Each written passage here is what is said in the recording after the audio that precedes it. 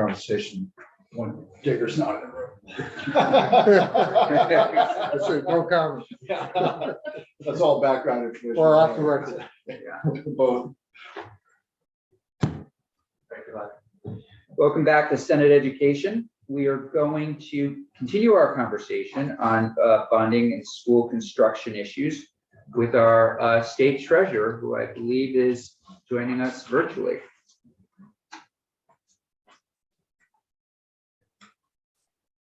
Which I completely understand because his office is where? Like right next door?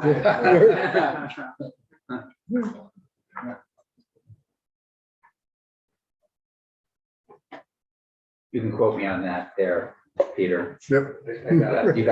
It's already out. It's already out. He's already just tweeted it. Ian's like, where's, can't walk across the The street. send button.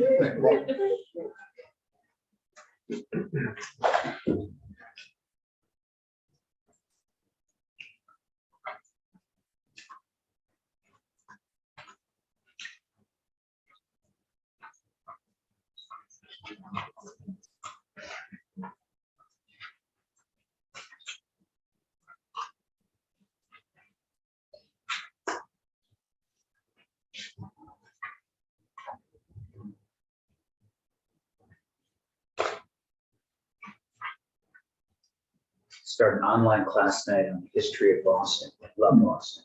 So you can just sign up for this class. Harvard Extension. It's just like the extension. Anybody, they don't ask for your grades. Thankfully. As long as I don't have to drive there. You don't have to drive Oh my there. God. Yeah, so this is my first time doing online thing. Yeah, 8 to 10. Wow, that's cool. Oh, they're there now? Yeah. Oh, okay. Scott and Ashlyn, you're there? Yes. Here we go. Hello, There we yes, we are here. How Treasurer are you? Pichek is joining shortly. Well, thank you. Terrific. Should we, okay, then we'll wait for the treasurer and then go from there? Sounds good. Okay, thank you. Just want to make sure.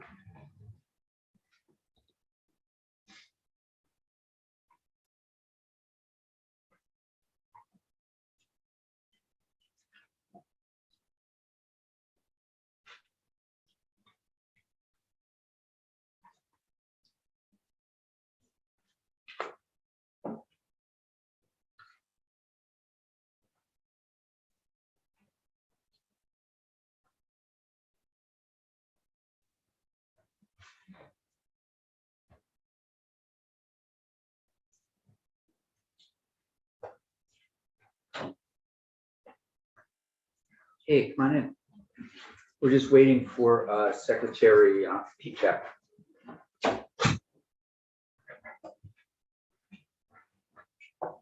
We're close.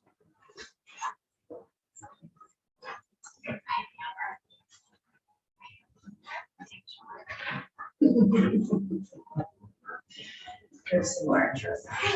Yeah. No, She says. oh, it's not on start. When's the snow starting? Started a while ago. 2 hours. But then, oh, wow, okay, that's funny, because from that, if you look out that way, you can't see it at all. Yeah. It's always snowing over there. It's only. Yeah. It does that sometimes. It It's a does Hollywood that. set. Yeah, it's Okay. Does the legislature ever have a snow day? Yeah, I don't think so. I don't think they're happening. Great. Mr. Treasurer, Hello, Mr. Chair. How are you? good, how are you? Yeah, pretty well. Thanks so much for joining us. Yeah, well, thank you for having me and thank you for allowing it to be remote so I can be safe up here in Winooski and not have to travel this evening. Ah, you're Winooski. Okay, fair enough. We thought you were just next door, looking out your window at us, and not wanting to come over. No, I would have come over if that were the case. Yeah. I know you have other folks with you. I don't know if they want to be on screen or off screen. It's up to them. We just finished with folks from Senator Sanders and Senator Welch's office. And what we did was we conveyed to them, the crisis that we're seeing right now around school construction and the need for federal assistance in this, in addition to whatever ideas you might share with us, in addition to whatever we might be able to get into the big bill. But it's serious out there, and I know you're aware of it. We talked about the situation in Burlington. We also share that, you know, we're the first in the state to require testing for PCVs, and we know that this is going to move districts and schools along very quickly to remedy those situations when PCVs are found.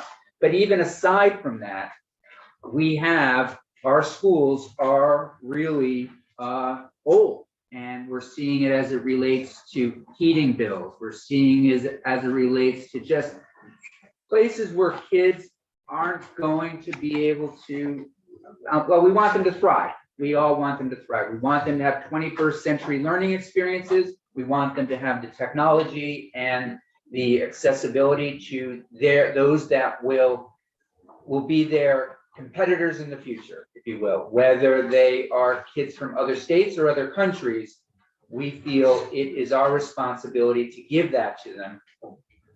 I think, Mr. Treasurer, that the last school built in Vermont possibly may have been the Bennington Middle School, which has to be 15 or 20 years ago.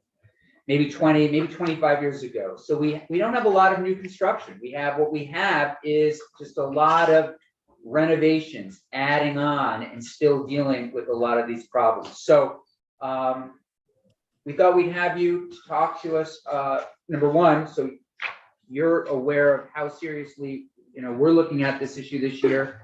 We're looking for assistance. We are going to likely also talk to our counterparts in Northern New England to see if, you know, the chairs of Senate Ed that would be New Hampshire and Maine, are there ways that we can kind of come together in a bit of a compact here and elevate this issue with U.S. Secretary of Education and through our shared federal delegation. So it's front and center on our plates, and any ideas or thoughts that you and your team might have would be appreciated.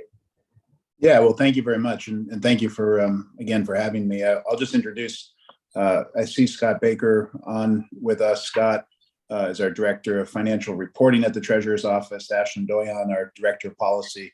So they're on. Scott, you know, handles all of our debt management and debt issuance. So if we have specific questions relating to that historically or our practices now, Scott's certainly good to answer those questions. And Ashlyn, for those that don't know, is our point person in the legislature. So if you have any questions legislatively or need information from our office or have a request for me for whatever reason, Ashlyn's a good point person for all of those things. So just wanted to introduce them and let them interject whenever they want to. So I just want to, you know, reiterate the points that you made just in terms of the importance of this issue. I mean, I think you're absolutely right that, you know, how a school district, you know, the state of the school district is critical for the students and the teachers that are spending time in there. We want it to be safe and sound. We want the students to be able to get the best education they can, feel good about the school they're going to. But I think there's also a broader economic importance here when we're thinking about attracting new families to Vermont or even retaining families in our communities. You know, if we don't have good school systems, we are going to have trouble attracting the kind of population that we want to attract to get a growing workforce, to get a growing economy. So I think this is really one of those sort of crux type issues that we need to solve to move ourselves forward on a whole host of issues. I'll also just say anything we can do to be helpful on the federal support side. I mean, that would be great to get more support outside of Vermont. But in terms of the, you know, digging into this issue within Vermont, myself, our Treasurer's Office, we want to play whatever role that we can to help, you know, suss out this issue and get solutions for it. I thought I have a presentation that we sent along. I thought we could just run through that. Yeah, we have it in our folders. So excellent. Senator Hashim, Yes. right in your folder. Yes. You have it there? You have it out? Okay. Everybody good? Senator Buller? Mhm. It's in your So folder. Great. Thank you. you know, so prior to the moratorium, just to give some context, maybe the committee knows some of this or all of this, but prior to the moratorium, there was state aid for school construction, and that would sort of be done through our normal bonding issuances. So I wanted to just walk through that process and what that bonding means and what it is and where we stand today. And then also just highlight one of the other states in New England that has made a great deal of progress on this issue, the state of Rhode Island, and sort of the approach that they have taken to tackling school construction, and how their treasurer's office combined with their agency of education really played a leading role in bringing about a stakeholder group to come up with a decade-long financing plan to really be transformative for their education system in Rhode Island. But on It looks slide, like we're meeting with Rhode Island, I believe, next week. So great, that's good to hear. Yeah.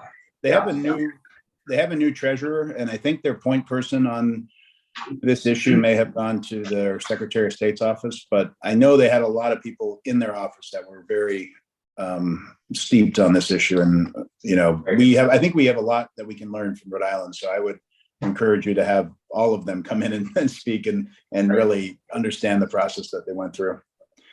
So just generally, the state debt management, what are bonds when the state issues bonds?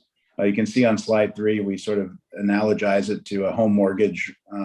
So a bond is like a home mortgage where you make a significant purchase that you plan to pay back over time. So you might not have all of the money up front.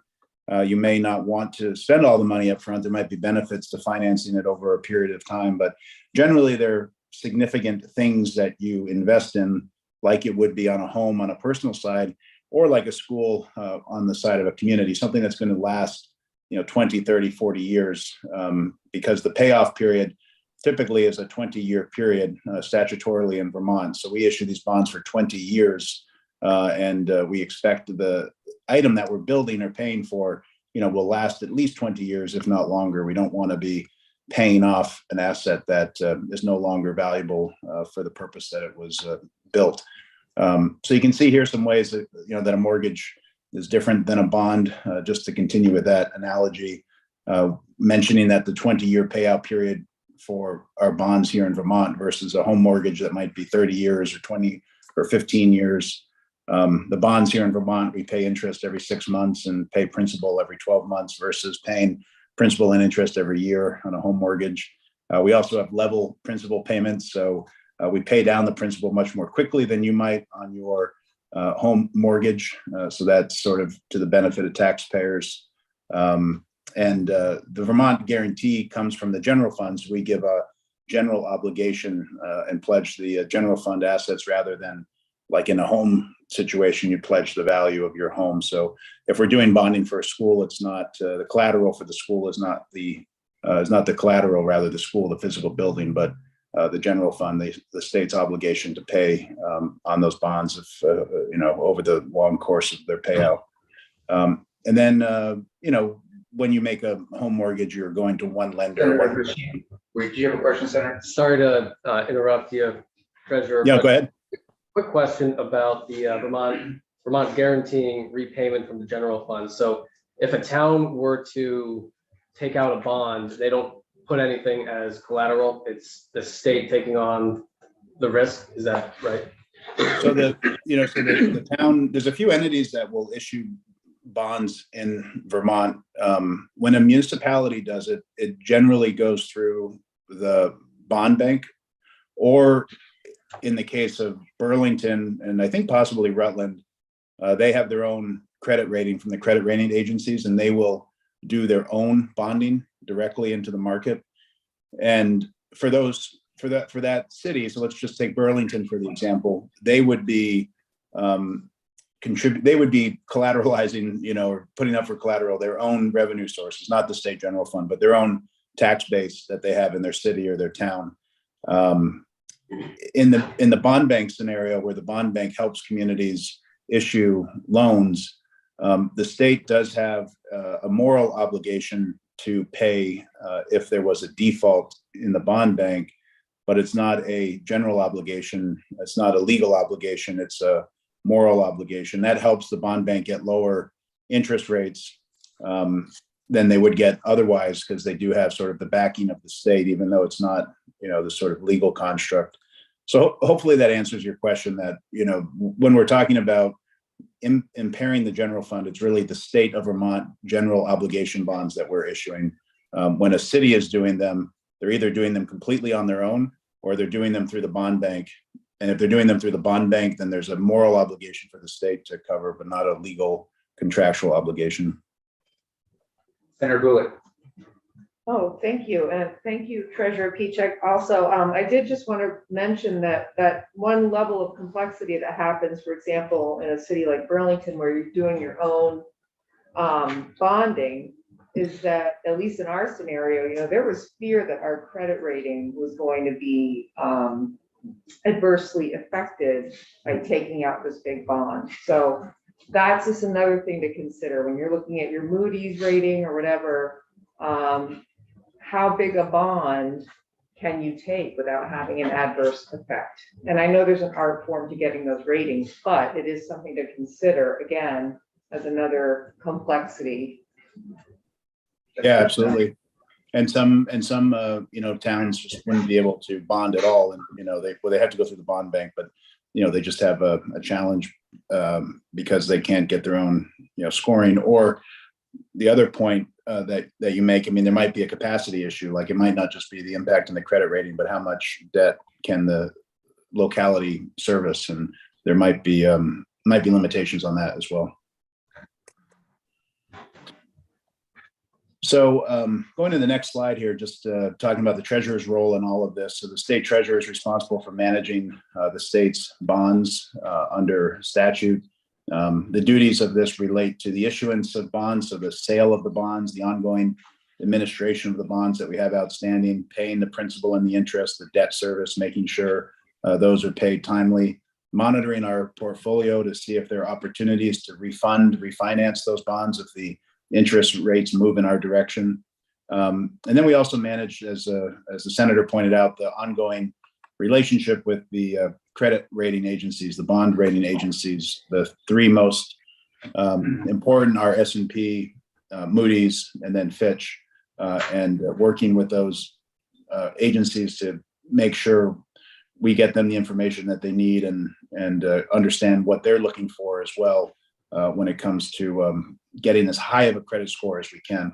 And then contracting with all of the debt-related vendors like investment bankers, lawyers, financial advisors, economists, and the like, ensuring compliance with federal and state law. And then also mentioning here the CDEC, the Capital Debt Affordability Advisory Committee, which we should talk about, and there's a slide here, but generally the Capital Debt Affordability Advisory Committee, the treasurer is the chair of that committee, and I think you'll see on the next slide, well, it's on the slide after the next slide, but we'll get into that. But they basically are a group that looks at how much debt the state can afford to take on new debt, new bonding, when looking at a whole host of metrics, including metrics that compare ourselves to our peer states.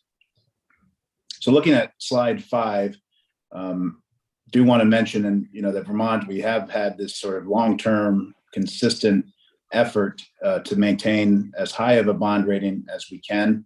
When we do that, we have the lowest possible interest that we can achieve and brings about the greatest savings for taxpayers when we go out and do things like build new schools potentially, or go out and build new rest stops or state buildings or whatever it might be that we're bonding for. The state has also had an outstanding effort to reduce its debt from the 90s. So we've been moving in this direction of having less and less outstanding debt over time. And this is part of a national trend where other states, particularly the states that we compare ourselves to, the AAA states, they have had less bonding over time. They've used other approaches to capital needs, like having cash funds or pay-go, so you're paying with cash instead of bonding, or using a combination of both. But that has been a national trend, so something that we are mindful of in the Treasurer's office and on that CDEC committee. And then just generally in terms of Vermont's portfolio or profile, the Vermont bonds are pretty straightforward. We have general obligation debt for the most part. There's one example here from the transportation fund that was sort of used the motor fuel assessment, but that was fully redeemed last year, so that is no longer on the Vermont books. So generally, with very few exceptions, general obligation bonds that are relatively straightforward. And then if we can go down to the next slide, slide number 6, this just goes into the Debt Affordability Advisory Committee with a little bit more detail. So this was something created by the legislature in 1989. The treasurer is the chair. The other members of the committee include a representative from the Municipal Bond Bank, the secretary of the Agency of Administration. The treasurer appoints an individual to the committee, and then the governor appoints 2 individuals to the committee. So those are the 6 voting members. And then there are some non-voting members. The state auditor is a non-voting member, and JFO has non-voting representation within the CDAC as well. And this group looks annually at a number basically that it determines Vermont can afford of debt that it can issue relative to a variety of benchmarks. And you can see the benchmarks in the presentation there. Debt as a percentage of personal income in Vermont, debt service as a percentage of our revenues, and then debt per capita. So, the percentage of personal income is just getting a sense of how, wealthy your population is, how much you could potentially expect in revenues in the future. The percent of debt service relative to revenues is really looking at that number here and now. How much debt are you paying out versus, versus how much revenues are coming in? And when I say debt paying out, I mean, how much are you paying on the principal and the interest that you have outstanding? And then what's your debt per capita? So you can look at that number, on an even basis with all of the other states. And generally, like we said, other states, pure AAA states have been moving in a direction of issuing less debt over time, as has Vermont. The advisory committee has issued its recommendation. Oh, yeah. Sorry, Senator Weeks. Apologize for interrupting. Not at all. Just, the 3 benchmarks that you've outlined here, since this conversation is germane to the whole potential school bonding issue, can you offer those metrics going back 10, 20 years and then at a high level compare them to neighbor states? Is that easily doable, or is that a science project? No, for sure. I think I was just looking at the presentation because at one point we had those slides in here, and I think we took them out for this presentation. So I'll have Ashlyn circulate to Hayden and get those slides for the the committee. So we'll have, I think it's all 3 of those, and it looks back over time and then looks back at some other states and sort of the country as a whole. Okay, thank you. But just generally to answer your question, we were just generally in the 90s, we're in a position where we were not very favorable to the median on these ratios. So we were not in a very strong position. We moved to a position where we ranked pretty high among all of the other states, let's say sometime in the early 2000s. And then in the last 10 years or so, we've been much more right at the median. So we've been right sort of 25 out of 50 states, right sort of at the median the last 10 years or so. And trying to keep in that median so we don't fall into sort of the lower half of states in terms of having more debt per these metrics. We would need to reduce our outstanding debt to keep up with these other states that are doing the same.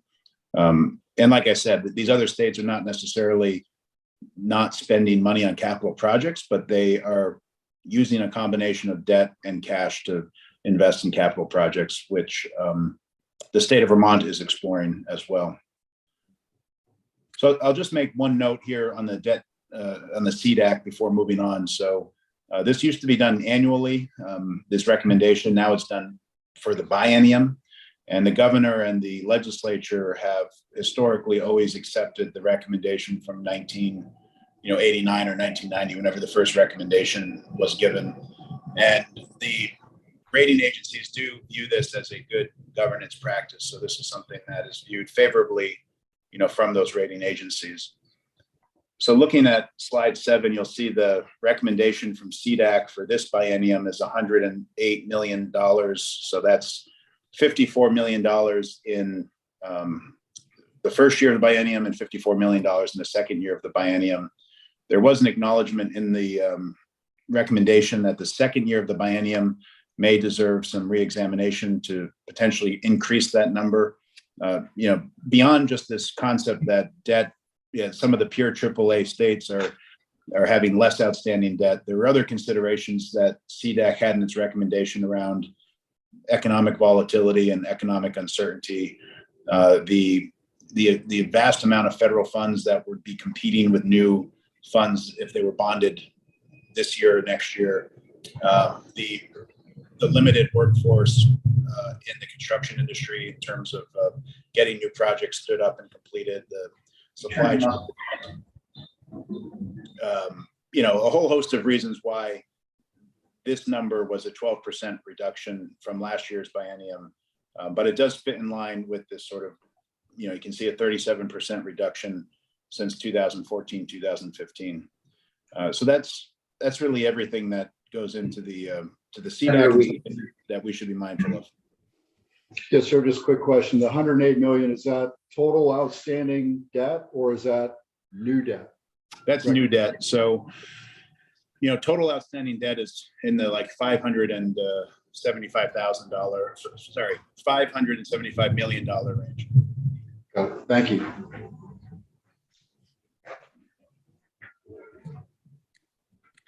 So then on slide 8, you can see the CDAC report and that sort of biennium, that 54 million each year and where that recommendation has been. And you can see that from 2014, it's been coming down gradually. In that time period in 2011, 12, 13, there was some bonding, I believe, that had to occur after Irene in terms of state buildings that were impacted.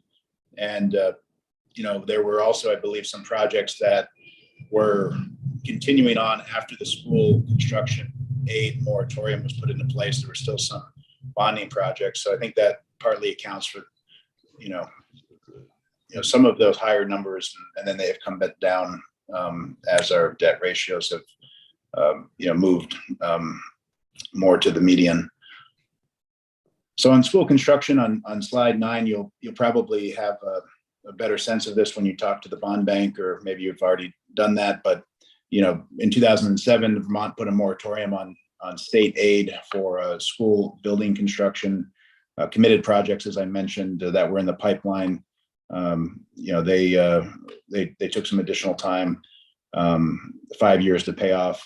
So there's an estimated need, and this is 2020 numbers, and this number is probably not even, it's probably a very different number, but 500 to 600 million. This is prior to PCB testing. Obviously, cost of building materials and construction has gone up over this period of time as well.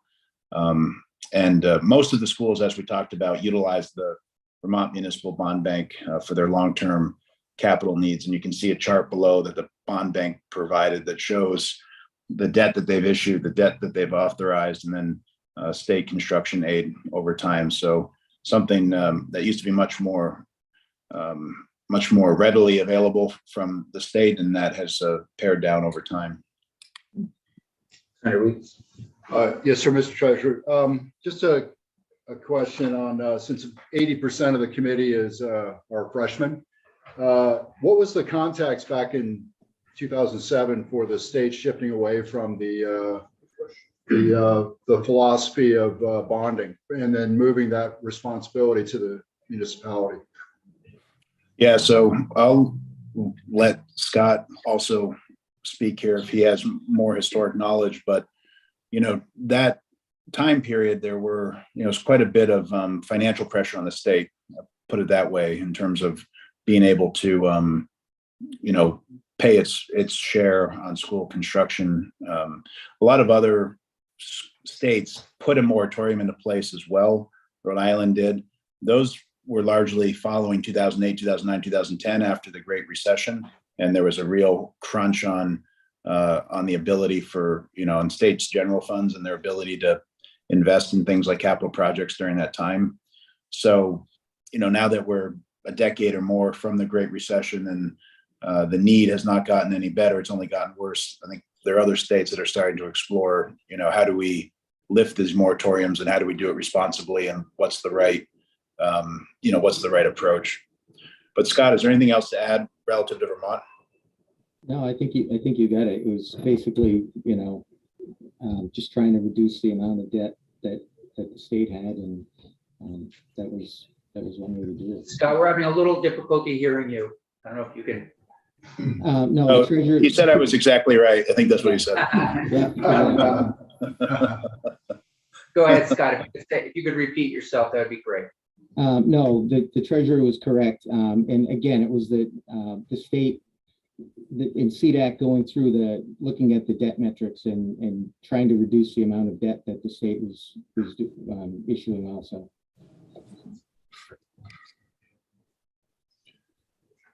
So I just want to wrap up, Mr. Chair, with these last two slides that talk about Rhode Island, and you'll hear from Rhode Island, so they'll be able to give you a lot more detail. But you'll see from the timeline that we've created, Rhode Island similarly had a moratorium. Theirs started in 2011. So I think, probably the same kind of pressures that Vermont was facing, but it was on the other side of the Great Recession where they probably were facing additional pressure.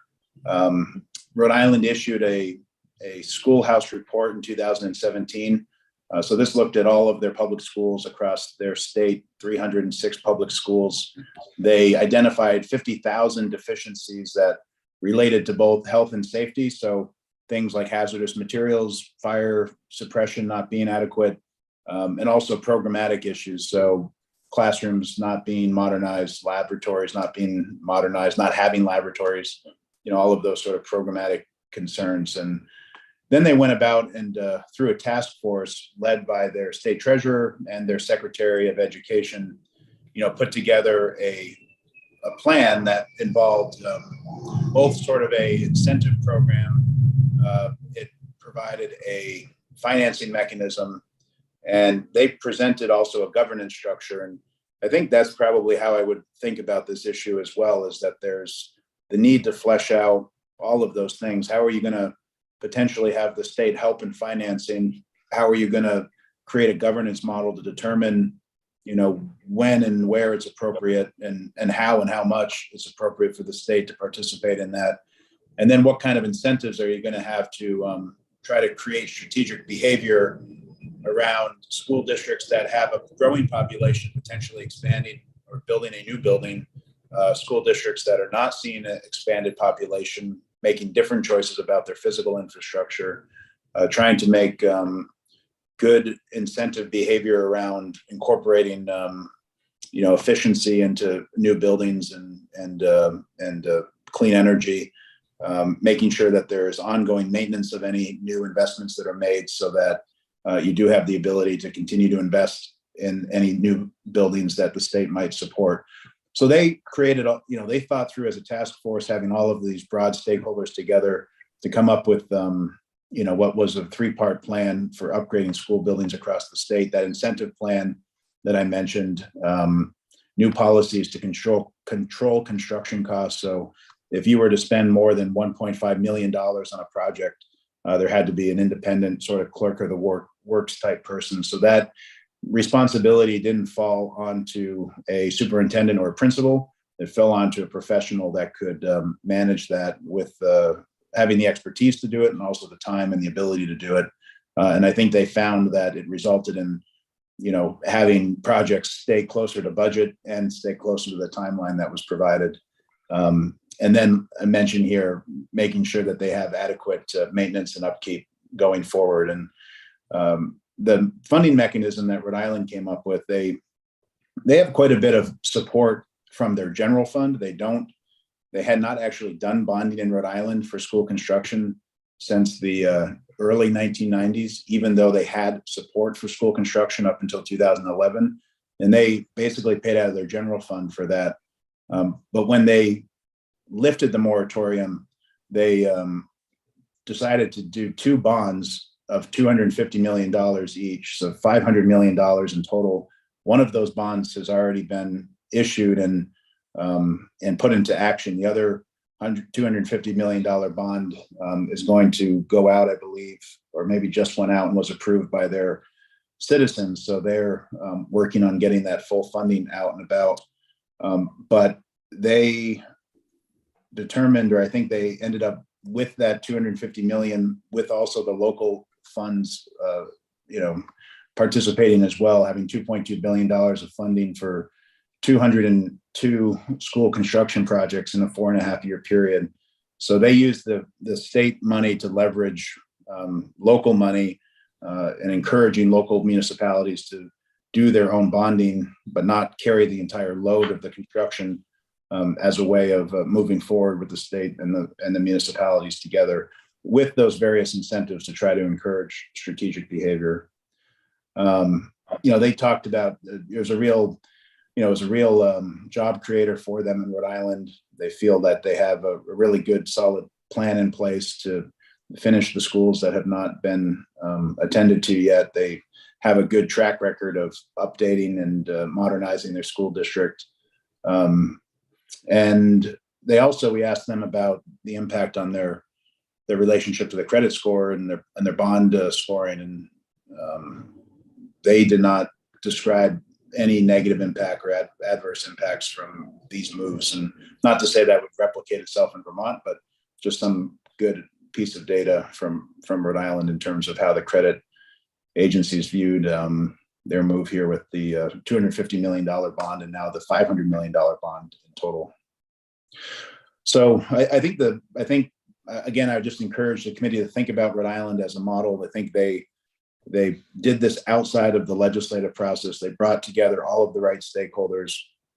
They had the education component with their secretary of AOE combined with the financing component of their state treasurer come together to lead these stakeholders forward to finding a path that made the most sense for their state in terms of governance, bringing state support, but also most critically, making sure that there were strategic decisions being made and incentivizing those kind of decisions at the local level. And again, I will just reiterate our department's office's willingness to participate and play a leadership role in this issue. I think it's a really critical one. Great. Thank you, Mr. Treasurer. Committee questions? Anything else? So we are going, if we were to get federal funds, and the message that we received today was basically message heard. We understand this is challenging. We understand this is a real bipartisan issue. Are there, all states, particularly rural states, are having this issue. How would that play?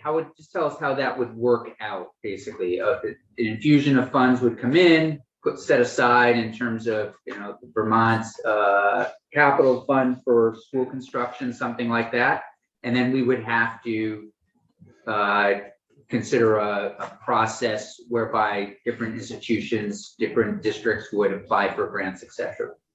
Something like that. Yeah, I think that's exactly right. I mean, again, I would think of these three pillars: the financing or the funding piece, the governance structure, and then the incentives, however you want to frame those out. But if there's money there to be spent, then you kind of have the funding piece in a good spot. And maybe you need more funding from the state or more financing from debt as well. But then I think you do want to have a governance structure that can make those determinations as to, who is best suited to get this money to make a bigger impact. And I think that comes down to the incentives that you set up. So Rhode Island had a scoring metric. So if you were a growing school district and you expanded your school, you got, that was a plus in terms of you having, you getting state aid. If you incorporated energy efficiency, green energy build out, there was a plus.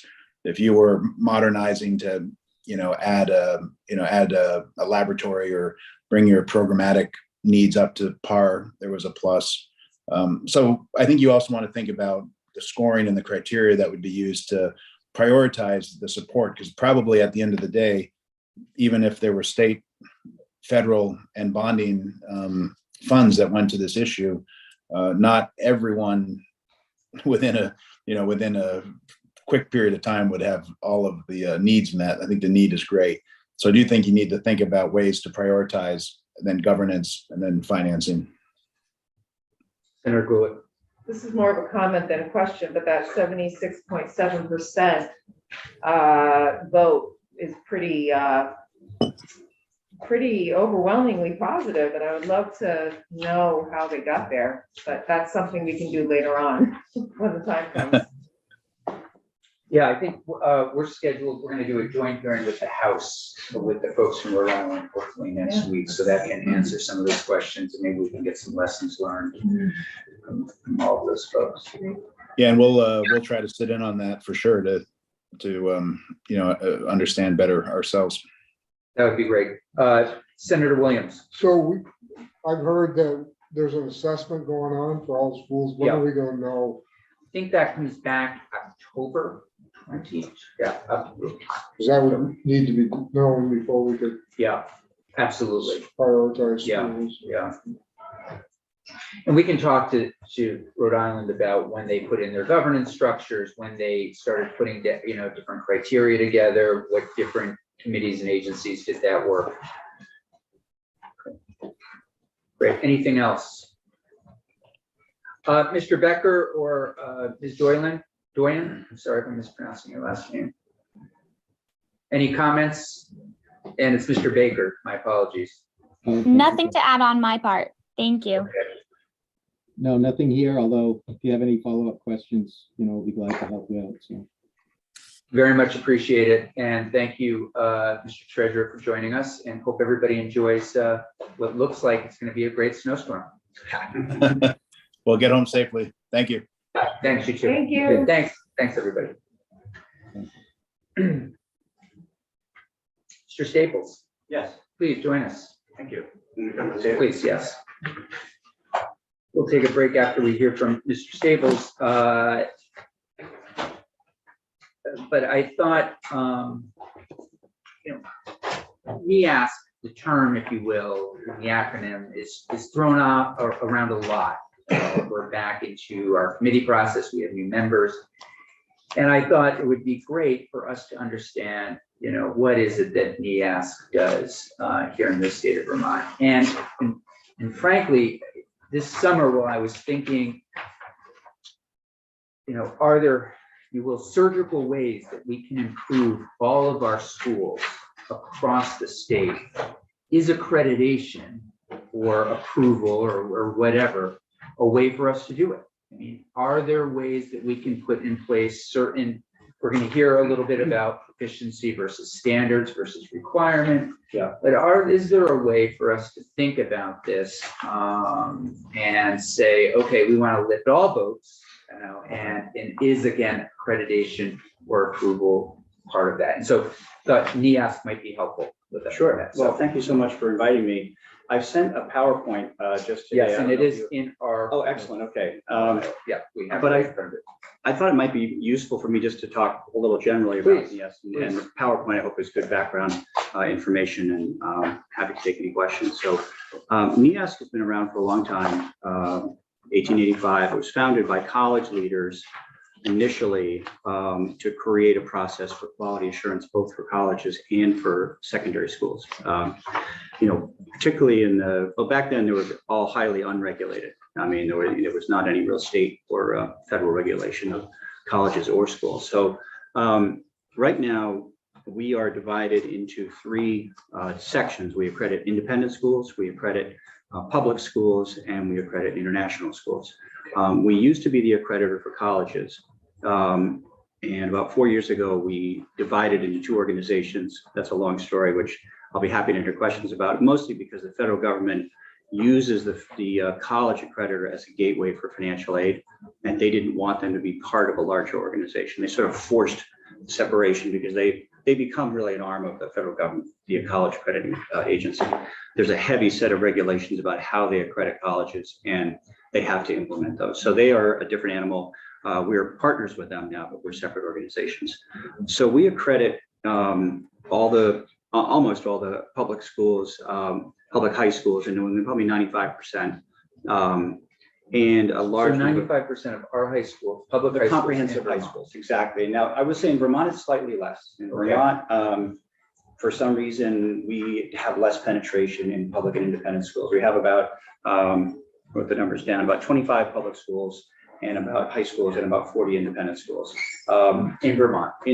In Massachusetts, Connecticut, for some reason, we're overwhelming nearly all of their comprehensive public high schools and independent schools.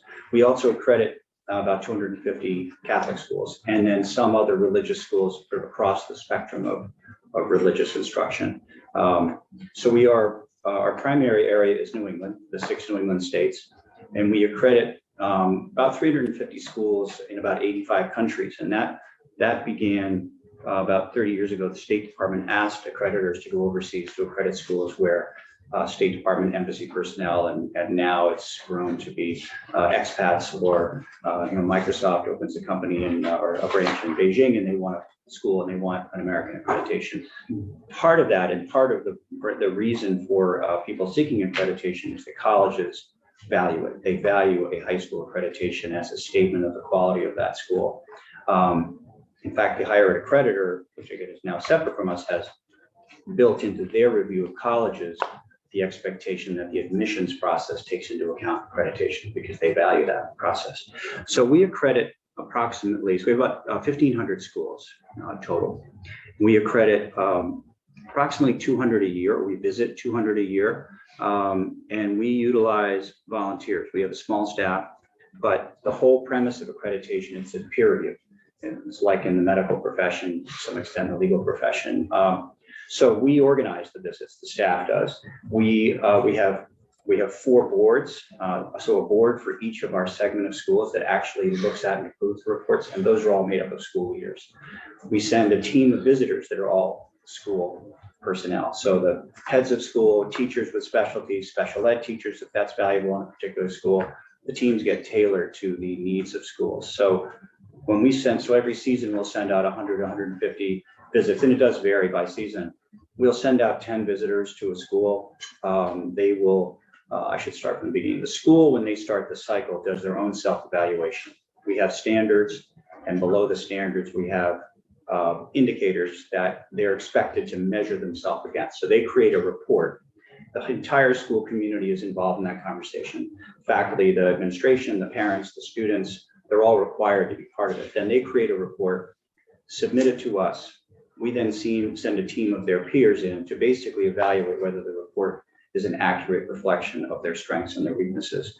That team then, so the team comes in with, and they come from all over New England. So if we're sending a team into Burlington, we would have some Vermont people, but we would intentionally choose people from other states so that they come in without any agenda, without any bias of any type.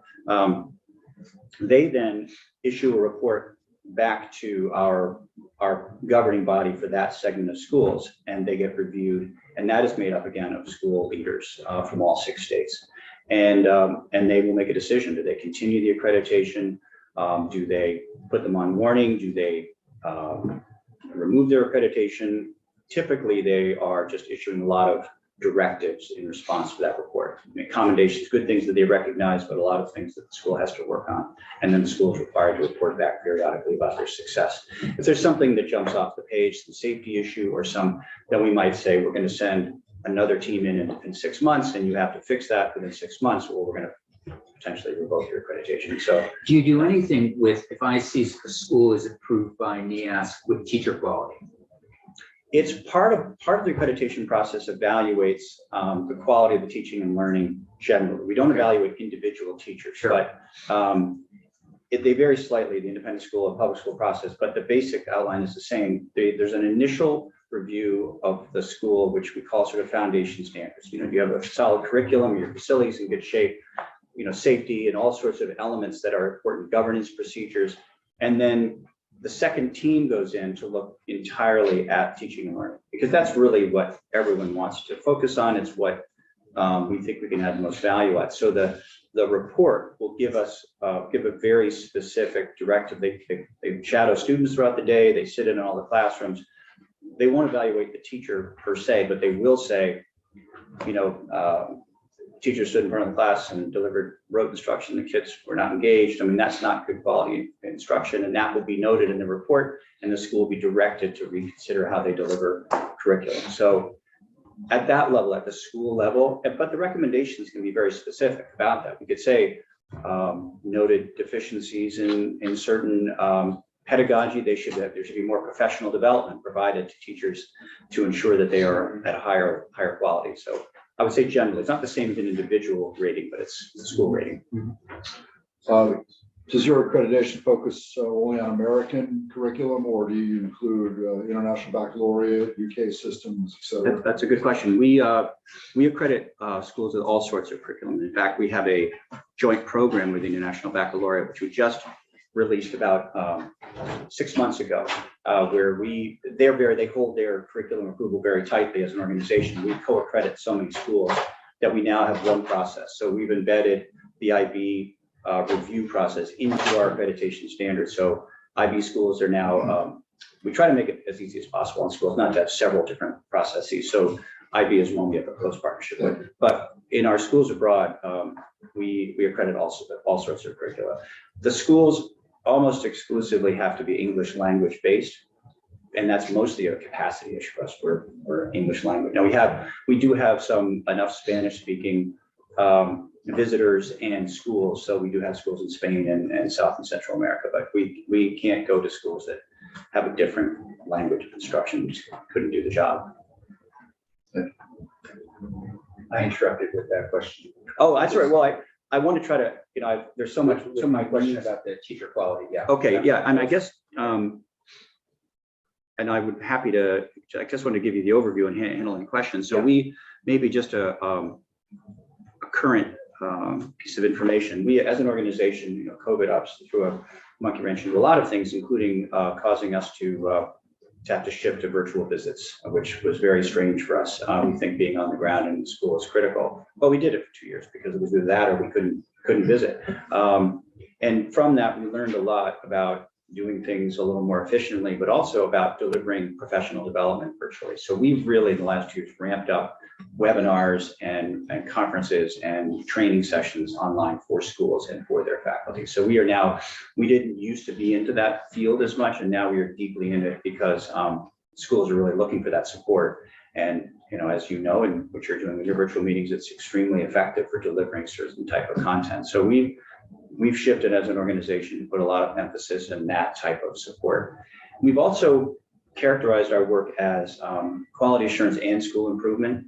Our goal really is school improvement. And although ensuring that they meet the basic requirements of a successful school are important to us, a lot of it is getting them from here to here, growth over time on certain metrics. And that's what, and I would say particularly in the public sector, because public schools feel more regulated by states and by others, since No Child Left Behind probably, and states have stepped into that role as well. So they, I think for us, feel a lot of the value in the school improvement work we do with them, integrating their strategic planning into our accreditation process. So they see that as a way of making sure they're keeping track of what they need to do.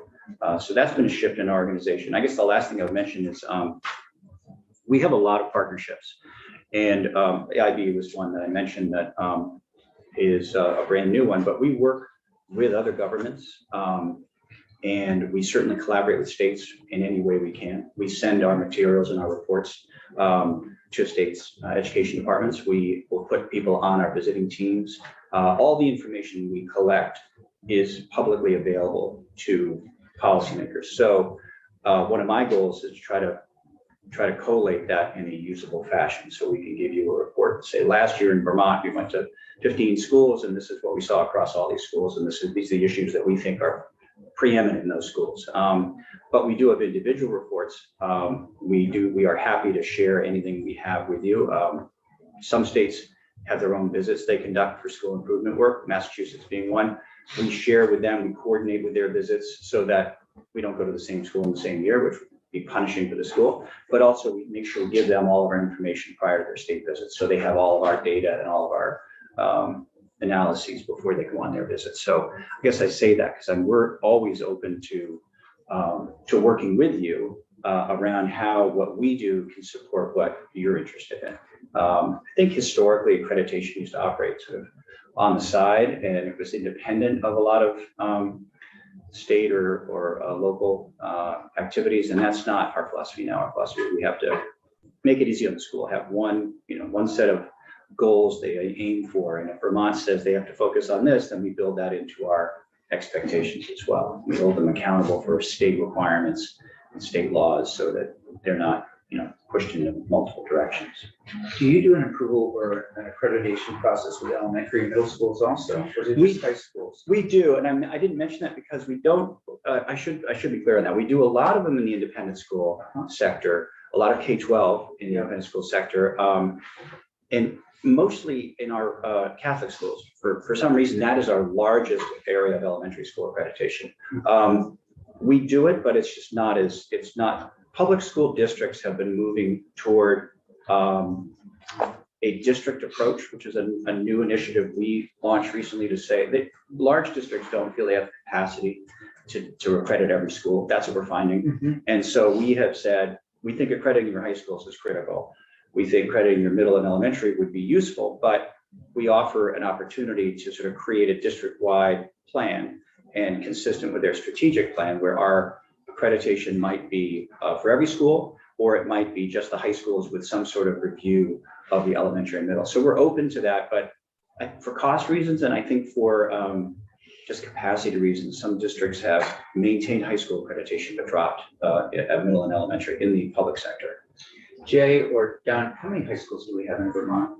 High schools, I don't know how you count, but public high schools, we have, I think, 75, something like that, Okay. 72. So it sounds like a third of ours might be going, and those are by district choice. That's right. Okay. By district. And I just wonder if there's any sort of research out there that shows whether or not going through NEASC is making a difference in those schools, in terms of what about the schools that aren't going through, should the state of Vermont say, hey, we want gold standard, whatever that might be. Yeah. Whatever that accreditation or approval might be, if there's anything out there. It's a tough thing to get research data on. I mean, we could take a look. Somebody printed it up for me. I've got all the schools in terms of test scores and things like that. We could pull off the NEASC ones and just sort of take a look. I mean, again, I understand that's just one way of evaluating. And it's hard in states where we have all the schools because we will accredit the very best schools and we'll accredit many of the schools that are struggling. And so it's sort of how much you're adding is the measure, you know what I mean? And I think the best thing that I've seen, we thought about doing, we've been trying to figure out how to do the research. Best thing I've seen and the best thing that we can do really is like leadership surveys. Some other accreditors are like asking every principal in the state or every head of school, in what ways did this accreditation strengthen your strategic planning or this or that? And so from the view of leaders, school leaders, there's an overwhelming sense that it helps give them structure for their improvement plans. Like they all have to have strategic plans now, right? Every district really has to have one. And if you have a process where you have an external group come in, help you determine what the issues are that you really have, not the ones you identify and ones you may not identify, and then have your peers come in and say, you really didn't give enough attention to this over here. You need to work on that.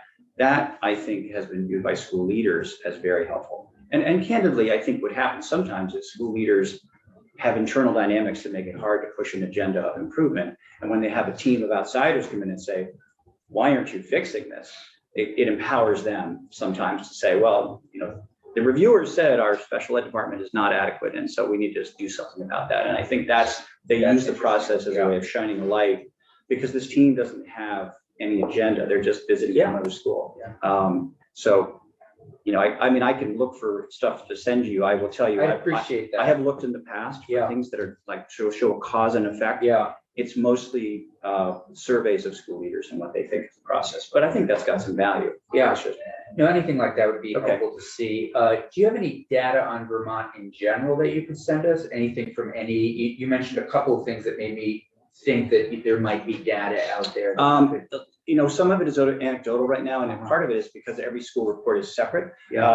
But again, we're redoing our database to collect sort of common information and common recommendations across our schools. So I'll find what I have and I'll send it to you. And we can certainly talk about specific things too. As I said, these are public documents.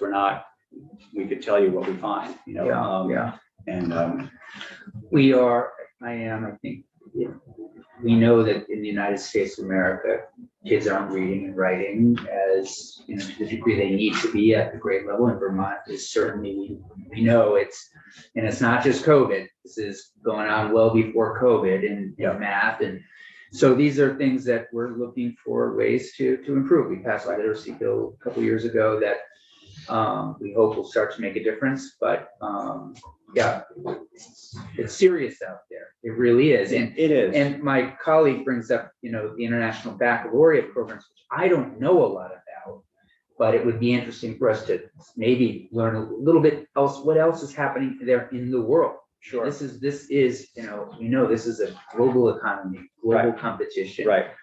What are we doing, you know, to prepare our kids so that they are ready to become citizens, you know, of the world? Yeah, please. So, did you say that schools in Vermont have decided not to evaluate the elementary and middle schools? No, I was really talking about In general? in general, or in the public sector. We have seen a decline in the number of elementary and middle schools seeking accreditation. But we now have a district approach that we're presenting to a number of districts. Middlebury is one of them in Vermont, where all of the schools are going to go through a joint process, and one team, simpler, less expensive, more coordinated, and all those schools will get accredited. So we're trying to adapt to make it a little more cohesive for districts, but that's just been a pattern over time. Just a curiosity question. Can you say again, how many schools, high schools in Vermont are you? I just looked at the number today, and I hope it's accurate, 25 25 of 75. So, yeah. 25 of 75. Any of those IB? I don't know off the top of my head. I can send you the list. I have the list of schools. Middlebury is the only IB school. Long And Trail? Middlebury is actually going to be our pilot for our new IB Okay. coordinated programs. I mean, That's a public Long school Trail? pilots. What's that? Long Trail? Yeah, only Right. public school. Okay. So, okay. Let me There might be refine. private ones, I don't know. Let me refine the question. 25 schools are public, or they're public or? No, public, and another Yeah, 40 public. that are independent schools. Gotcha. And that's 40 of the remainder. The remainder, and I think it really depends how you count schools. And by that, I mean, there are small mom and pop type operations. Where we don't, You got that. we can't accredit capacity. They don't have capacity. So there are certainly many that could be that are not. Thank you. I went through a couple of NEASC certifications, so I just wanted to make a comment, question. The comment is, what I enjoyed about NEASC is it does give your organization a chance to really self-reflect, which I always think is useful. My question is about the capacity. I remember it being quite a lot of work. We met weekly, I think, after school, and faculty groups and staff. And I'm wondering, given the various crises we have right now, how are folks dealing with finding the capacity to do this work on top of everything else? Was it a public school? I'm curious, I'm trying to think what process you were following. Yeah, the last one I did, I think I can state it openly because I just said it's a public record. I want to say it was maybe around 2011 or 2012 Okay. Essex High School. Right. Well, there were a lot of concerns about our process in the past around it being paper intensive and, coming up with 50 or 60 recommendations. So we redesigned all of ours. And in the public schools, particularly, there was a fairly dramatic shift where there's now an early visit with the school right at the beginning of the process, where we call it a collaborative visit, intended to send the message, collaborative conference, where we work together with the school to identify its areas of need. And there's sort of a cursory review of a number of things. Then the school creates a plan and puts it into place for 2 years. And then the team comes in after that to evaluate their success on the plan that they sort of co-created.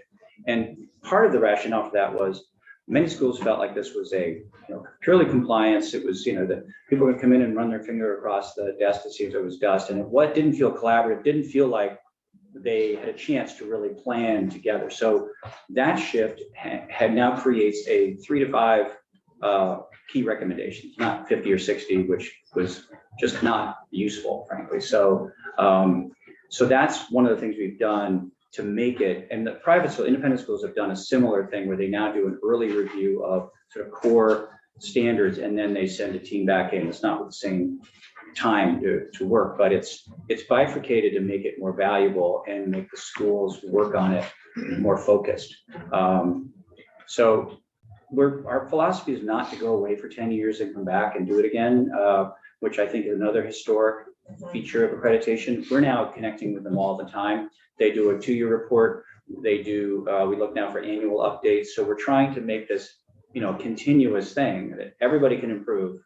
No matter how good they are, they can have goals and they can improve. And it shouldn't just be a one-time event where you create a great report and someone puts it on a shelf and, doesn't use it. So that's why we encourage them to build it into their strategic plans too. So it's a living, ongoing process. So I think schools find that. I know the public schools have said to us, they think that's an incredibly positive change that we did. So Yeah, the 10-year thing was kind of strange.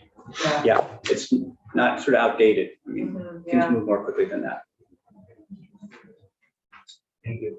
Yeah, thank you. And I'm Really terrific, very helpful. Good. Yeah, glad you just happen to be in town, is that, well, I mean, you don't need to tell us. No, no, that, Yeah, yeah. it's okay. It's I just was- great. I I'm was gonna stop actually- asking these questions. Well, no, it's funny. It was coincidental. I was invited to appear for the House Committee tomorrow. And they invited us to do it remotely. And because I haven't been here, Yeah. I thought that I should come in person because I just think that makes a difference. So I was coming up today anyway to avoid the weather, Yeah. and so it worked out perfectly for me. Well, welcome, Thank you. and thank you so much. Thank you. for My taking the pleasure. time. And I'm happy to continue this conversation in any way that I can help you. Great. Did you bring your skis? That's a good. No, unfortunately, I did not. Yeah. Another time.